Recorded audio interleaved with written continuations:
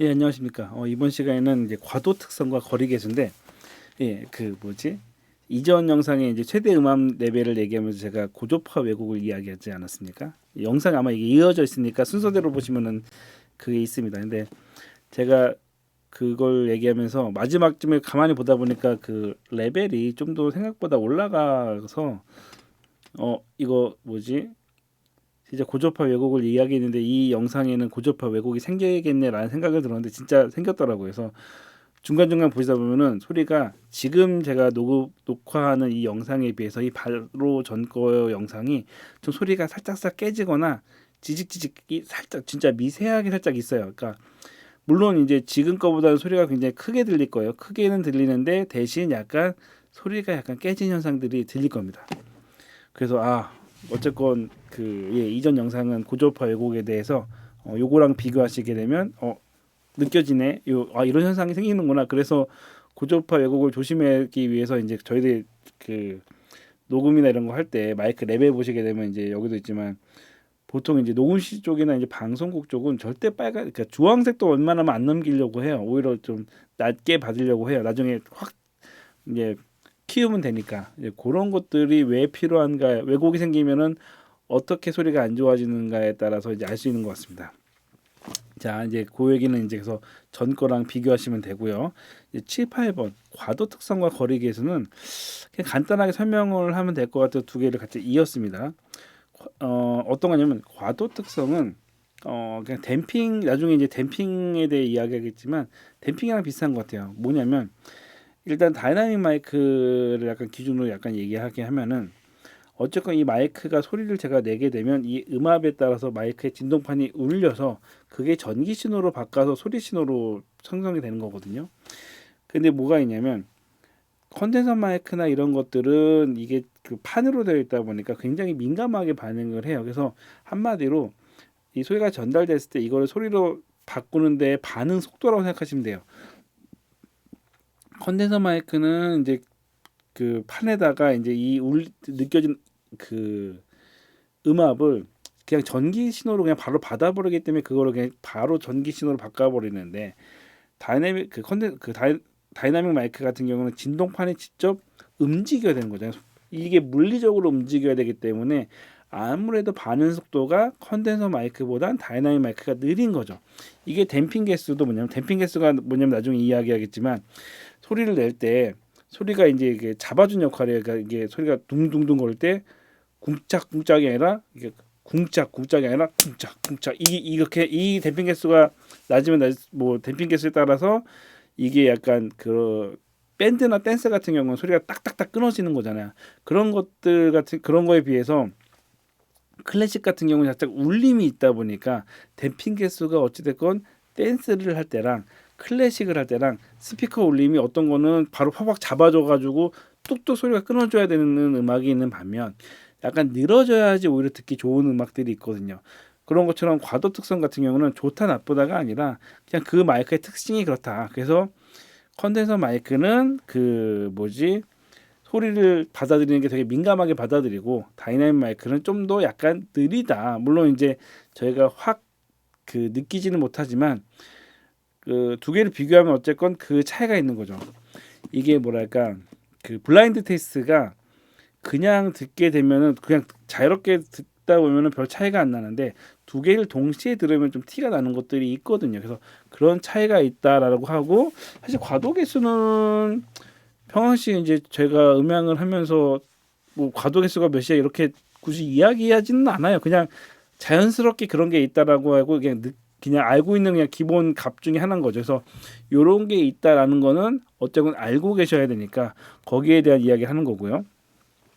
요거 얘기하면서 요즘 이거는 약간 좀 그 이 내용과 다른데 약간은 연관이 있는 것 같아서 말씀드리는 거예요. 그러니까 책에는 없지만 이게 사실 이게 마이크에 관련된 건 아닌데 공간에 관련된 건데 유튜브 검색하셔가지고 그 뮤지컬 극장별 음향 차이 한번 검색을 해보시면 노래를 부르는데 각 극장마다 이제 소리 울림에 따른 약간 차이점이 있는 거죠. 그러니까 들어보시면 이게 진짜 녹음한 것 같진 않고 하나의 녹음된 소리를 가지고 약간 리버브를 줘가지고 리버브 양으로 차이 난 건데 뭐냐면 뮤지컬 전용 극장은 잔량이 적기 때문에 소리가 잘 들리는 게 있고 약간 일반 그 세종이나 이런 데에 그 예술전당 이런 데는 울림 자체가 있다 보니까 명료도가 떨어지는 것들이 있어요. 그래서 요거는 그냥 간단하게 그냥 그 뭐지 요거랑 한마디로 소리의 차이가 있다. 이걸 받아들이는 게 그렇게 생각해 보니까 사실 요거랑은 별로 차이 없지만 요걸 한번 그냥 들어보시라고 하는 거고 이거 그냥 넘어갈게요. 예. 거리 개수는 뭐냐면은 마이크가 있을 때 이 마이크 그냥 다이나믹 마이크나 일반 무지향성 마이크를 1이라고 뒀을 때 똑같이 소리를 하더라도 마이크 종류에 따라서 기본적으로 소리를 더 잘 받아들이는 마이크가 있고 적게 받아들이는 마이크가 있다는 거죠.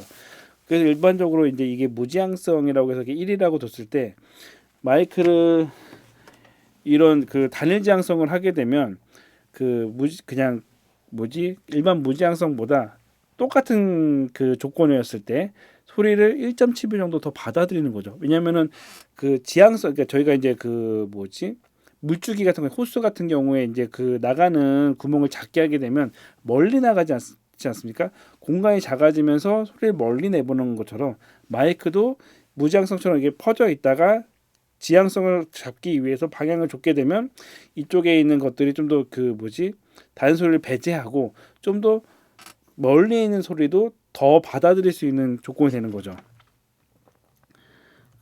그래서 이제 이런 것처럼 여기서 이제 왼쪽에 따라서 오른쪽을 보면 거리 계수가 있어서 일반 무지향성에 비해서 카디오디오나 뭐 하이퍼 같은 경우는 카디오디오보다 좀 더 그 뭐랄까 약간 좀 지향성이 있다 보니까 좀 더 거리 기수가 높은 거죠.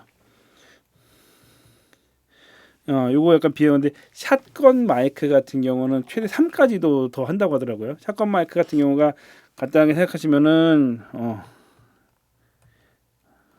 위에 이전 거에서 했었구나. 그 저희 그냥 그 뭐지 드라마 같은 거 보면은 이제 그 마이크 이렇게 딱 해서 마이크 하는 사람이 이제 그 되는 거 있잖아요. 저희 지금 사진을 준비했다가 안 넣었는데 그렇게 하는 것들은 이제 방향성을 잡고 하는 거죠. 자, 이제 이게 왜 중요하냐면 어쨌건 마이크마다 일반 마이크는 1이라고 했을 때 이 마이크는 1.7배가 더 늘어나고 뭐 이런 것도 있다고 쳐요. 그리고 그 이전에 소개했지만 픽업 각도 같은 게 있잖아요. 이런 것들을 어디에 쓸까? 어디에 사용되냐 하면은 주로 이제 이런 겁니다. 옛날에 이게 백설공주 사랑한 난장이라는 뮤지컬인데 이게 한 20년 전쯤인가? 25년 전쯤인가? 그때 이제 한때 유행했던 거예요. 뮤직비디오 나오면서 유행했던 건데 한 25년 된 것 같아요. 이때 당시만 하더라도 핀 마이크가 약간 좀 고가다 보니까 핀 마이크를 쓰는 뮤지컬들이 별로 없었어요. 그래서 여기는 어떤 방식을 썼냐면은 이거 했던 분한테 들었던 건데 샷건 마이크를 저런 앞에 보면 수풀 같은 데다가 몇 개 숨겨 놓는 거예요. 숨겨 놔 가지고 지향성을 가져가지고 몇 개를 이제 배우들을 향해서 그 놓은 거죠. 그러다 보니까 핀 마이크가 없더라도 기본적으로 배우가 얘기하는 거를 그 뭐지 3배 정도 더 그 확성이 수음이 되니까 그래서 티는 별로 안 나지만 어쨌건 그 연극을 할 때 그 주위 소리는 약간 차단하고 배우들의 목소리를 좀 더 좀 확성을 좀 더 잘했다. 이 마이크를 그냥 이렇게 마이크를 놨던 것보다는 샷건을 해가지고 이때 당시에 이 공연을 하는데 그나마 소리가 좀 더 잘 들리게 공연을 했다라고 하면서 여기에 샷건 마이크를 썼다라는 이야기를 들어서 말씀드리는 거여서 지금도 가끔 이제 연극 공연 같은 경우는 이게 핀 마이크에 이런 게 없거나 핀 마이크가 약간 거추장스럽거나 아니면 공간 상에서 핀 마이크를 쓸 상황이 안 될 때는 샷건 마이크를 이용을 해가지고 소리를 확성하는 경우가 있어요. 저희도 약간 좀 작은 연극이나 이런 거 할 때 공간이 좀 좁으면은 그냥 핀 마이크 안 쓰고 샷건을 몇 군데 써가지고 한 적이 옛날에 한두 번 있었어요. 예. 그런 식으로 쓸 수 있다. 이 얘기 왜 드리냐면 요즘 들어 이제 그 어린이들 행사들을 가끔 하다 보면은 이거예요. 그 아예 외부팀이 들어오면 모르겠는데 일단 저희가 스태프회의 하거나 그러면은 무조건 마이크 몇 개 있어요. 그리고 저희 무선 마이크는 뭐 8개 드릴 수가 있고 뭐 유선 마이크는 뭐 이렇게 얘기하면은 저희 무선 마이크 8개 신청할게요. 그러면은 어떤 용도로 쓰실 거예요라고 제가 물어봐요. 그러면은 공연할 때 그냥 앞에 놓고 쓰려고 하면은 아이들이 몇 명인데 그러면 아이들이 30명인데 그냥 앞에다가 마이크 4개 놓고 쓴다고 해서 얘기를 해요. 아니 지금 이 그 무선 마이크 같은 경우는 이게 그 다이나믹 마이크 계열이기 때문에 물론 컨덴서 다이나믹이긴 하지만 어쨌건 이 마이크는 이렇게 자꾸 하지 않으면은 3cm 이상 벗어나면은 효과가 별로 없습니다라고 하는데 그 사람들은 안 들어요. 예. 저희는 이제 그렇게 싸우게 되면은 이제 무조건 음향팀을 데려오던가 이거 중간중간 잡아주던가 해야 된다라고 하는데 뭐 이 정도 행사 들어가면은 진짜 생각만 해도 머리가 아프네. 그냥 마이크를 아무데나 놔요. 이렇게 아무데나 놓고 이렇게 사람이 이렇게 두 명 있잖아요. 사람이 두 명 있으면은 그 사람 가운데다가 그러니까 두 명 있으면 이렇게 놔요 마이크를. 그렇게 되면 뭐냐 여러분 아까 예전에 설명했잖아요. 픽업 각도 때문에 픽업 각도가 해서 벗어나잖아요. 픽업 각도 끝이다 보니까 가뜩이나 소리가 작게 들어와. 이렇게 했으면은 100이면은 이렇게 하게 되면은 마이너스 3dB 뭐 마이너스 6dB까지 떨어진단 말이에요. 그러면 소리도 작게 들리고 이게 그 거리 계수도 낮으면은 오히려 소리가 잘 안 들어가는 거죠. 근데 그냥 그런 거 없어요. 그냥 그분들의 생각에 뭐가 있냐면 마이크가 앞에 있으면 무조건 소리가 확성돼야 되는 거야. 예. 또 뭐가 있냐면 이게 클래식 같은 경우에 이렇게 그 공연을 하다 보면은 클래식만 하면 상관이 없는데 공연을 하다 보면은 그냥 오케스트라, 밴드, 댄스, 보컬 이런 식으로 짬뽕으로 공연을 하는 경우가 있어요. 그러면서 마이크 하나로 모든 걸 다 해결하려고 그래요. 그래서 클래식만 하면은 그 천장에 내려오는 마이크로 해가지고 그냥 기본적으로 조금 확성을 하면 되는데 반사판 사용하고 댄스를 하면서 노래를 부를 테니까 위에 있는 마이크로 확성을 해달라는 경우도 있는 거예요. 이 거리 계수를 떠나서 그 댄스를 하게 되면 모니터 스피커 소리가 되게 크게 들어가잖아요. 근데 댄스를 하면서 노래를 부르면서 춤을 추기 때문에 위에 있는 마이크로 내 소리를 확성해서 내보내달라는 거야.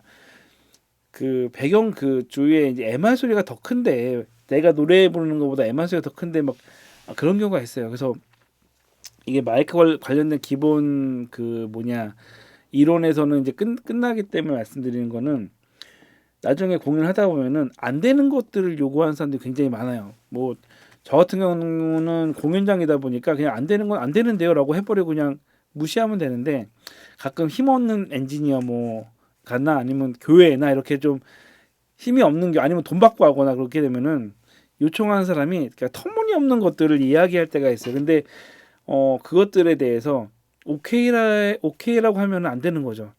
물론 돈을 벌기 위해서 최대한 노력해 볼게요라고 할 수는 있겠지만 안 되는 건 안 되는 거예요. 가끔 가다가 이게 왜 안 되지라고 생각하는 분들이 계신데 어떤 경우는 그냥 안 되는 거예요. 물리적으로 안 되는 거예요. 이거 그냥 공중에 이렇게 뚝 띄우면 이게 하늘에 떠다니는 게 아니잖아요. 물리적으로 떨어져야 되는 거가 맞잖아요. 음향도 물리적으로 여기서 이제 댄스하면서 노래를 부르게 되면은 어쨌건 그 소리 울림이 어쨌건 내 노래보다 더 크게 들기 때문에 이걸 더 확성이 안 되는 거예요. 예. 물론 이 앞에 마이크를 이렇게 뒀을 때 없는 것보다는 좀 소리가 나오긴 하겠죠. 근데 원하는 소리가 안 나온다는 거. 그렇게 하려면은 이제 핀 마이크가 있어야 되는데 이게 요즘 사람들이 여러 가지 큰 공연 이런 것들 돈 많이 들어가는 공연들을 보다 보니까 돈을 안 들이면서도 이게 다 된다고 생각하는 분들이 좀 많습니다. 예. 예, 애니메이 어찌됐건 여기까지 약간 정리를 마치는데 자, 이 이론들에 대해서 중간중간 제가 그 텍스트로 하는 것들은 이런 것도 약간 중요하니까 이런 것들 아까 1% 나오고 한 것 있잖아요. 왜곡률 나오면서 1% 나오고 1kHz를 약간 기준으로 하고 이런 것들이 나왔다고 했을 때 그런 것들이 시험 문제로 아니 이거 해당하지 않는 것은 이런 식으로 해서 시험 문제 나올 가능성이 있어가지고 설명한 것도 있지만 이 앞에 있는 여러 가지 설명들의 가장 중요한 건 뭐냐면 마이크를 사용할 때 마이크에 이런 특징이 있다. 거리 계수가 있고 픽업 각도가 있고 이런 여러 가지 기능들이 있구나. 그래서 너무 당연한 건 샷건이랑 다이나믹 마이크랑 이번 컨덴서 마이크랑 이런 여러 가지 성질들에 대해서 기본적으로 알고 있어야지 어떤 상황에 어떤 걸 쓸지를 엔지니어가 결정할 수 있는 거죠. 이게 그냥 간단한 이론이네가 아니라 이거에 대한 걸 전반적인 것들을 엔지니어가 다 알고 있어요. 소믈리에처럼 알고 있어야지 적재적소에 그나마 가장 좋은 것들을 어쨌건 소비자라고 해야 되나요? 아니면 공연자들이나 소비자들에게 제공할 수도 있고 권할 수도 있는 거죠. 그러니까 방안을 하는 거예요. 그분들은 모른단 말이에요. 그러니까 이 상황에서는 제가 봤을 때 이 상황에서 그나마 이게 가장 좋을 것 같아요. 완벽하지는 않더라도 요거랑 요거랑 차이가 있는데 요건 요렇게 좋고 이건 요렇게 좋고 둘 중에 하나에서 전 요걸 추천드리는데 상황상 요걸 원하시면 요거까지는 가능한데 그 이상 가시면 소리를 책임 못 드립니다. 이런 것들에 대해서 가이드라인을 잘 아는 엔지니어가 제시를 해줘야 되는 거죠. 그래서 그걸 알기 위한 공부라고 생각하시면 돼요. 단순하게 뭘 외울까가 아니라 어떻게 추후에 응용을 할까를 생각하시면 어떨까 싶습니다. 네, 이상입니다.